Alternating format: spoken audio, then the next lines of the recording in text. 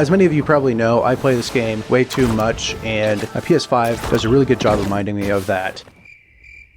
I've logged over, I think, like 500 and something hours.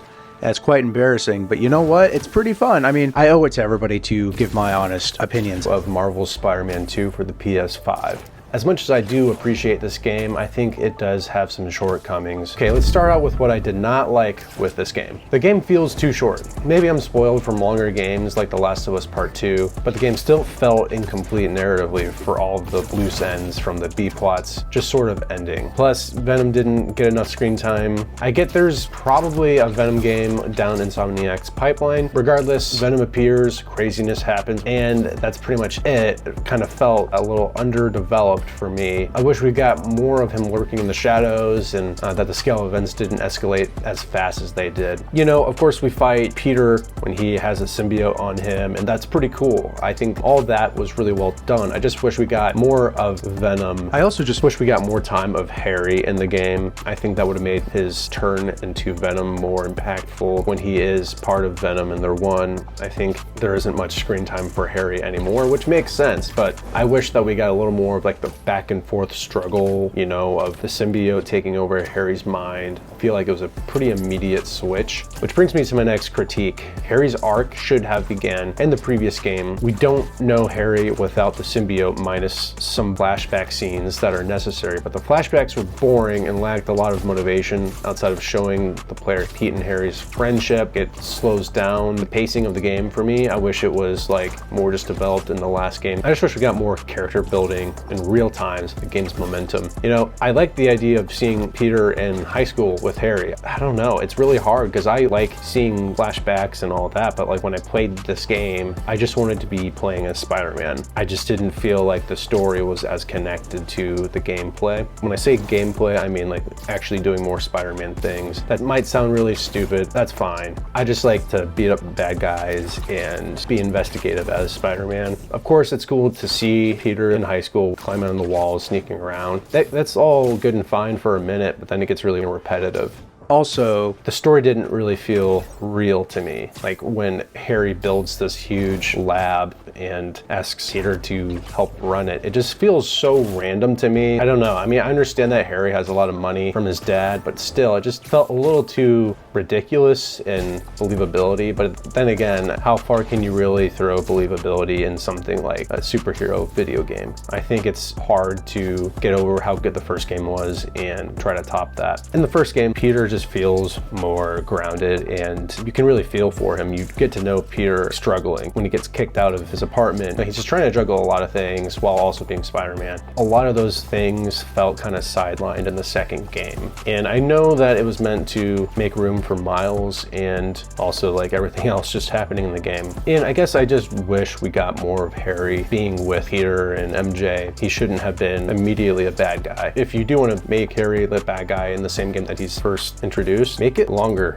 I mean that seriously. I just feel like this game was too short. The video game just kind of abruptly ends. It's not super short, but I feel like the first game felt more satisfying when you beat it. This time around, it felt like, okay, I didn't really care about a lot of the characters because I didn't get enough time with Peter or Miles or Harry or even MJ. Let's talk about what I really liked in this game. With MJ, I really did appreciate her realness with Peter, especially when they're fighting, when she's that symbiote girl, I forget her name. I thought that was pretty cool that they're fighting like outside their house. It's just a crazy moment when she brings up money problems and all this stuff. It's very real. I will say that her gameplay was a little more exciting when they made her more agile and things like that. So I appreciated her side missions a little bit more. So some other things I really liked in this game were the web swinging and web wings. Felt like those mechanics were really impressive, especially when you can change your swing steer assistance. I think that makes it a lot more of a challenge. Of course, when you drop down to like 0, you're gonna hit the ground so many times. It makes it a fun challenge and like a fun skill that you can kind of train on, because there's a lot more physics implemented in this game than previous Spider-Man games. I felt like the suits, especially the advanced suit 2.0, were better this time around, and I wish they could just kind of expand upon the great costumes that they have currently in the game and just make some updates with more suits, you know? I mean, I understand that we're not gonna get a DLC, but can we just at least get some more suits in the game? But I like Game Plus a lot as well, so I mean, like, they did come up with some pretty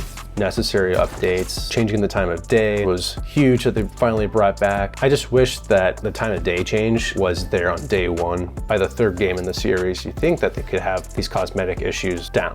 I am no expert in game development. Maybe Insomniac just had such a huge time crunch that they couldn't include all like the side features. They just wanted to make sure that the main story was as good as possible, because when you have to like make sacrifices like with game development, I'd imagine that you just cut the things that are not necessary to furthering the narrative of the single player story centered game. I feel like they're way too busy now with Wolverine and Spider-Man 3 to do more story driven updates. Just a few more cosmetic things would be really cool. Another thing I liked was just the overall gameplay. The gameplay felt very fun and very balanced. I set it up to max difficulty and it felt satisfying. It felt rewarding when I was able to beat certain bosses that were giving me a hard time, or just do these certain challenges like in the air, like when I was using the web wings to fly through the targets. I sucked at it for a long time, but got pretty good at it. And then also like the Kraven fight was very, very difficult when I was playing as Peter, but it was also really fun. There were quite a few boss fights in this game, and I